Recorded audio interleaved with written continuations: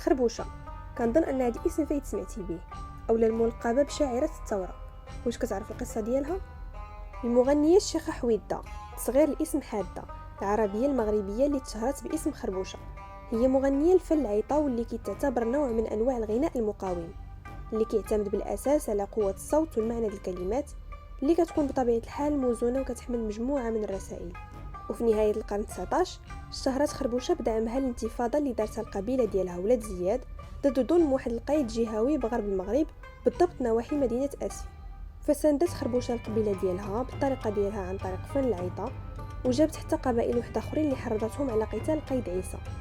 ولكن القايد عيسى قدر يربح ويقضي على الانتفاضه ديال ولاد زياد، ومن بعد قام باعتقال الشيخه خربوشه والاعدام ديالها حرقا. من ذاك الوقت خربوشه ولات رمز للمقاومه النسائيه ونخوه المراه المغربيه الحره.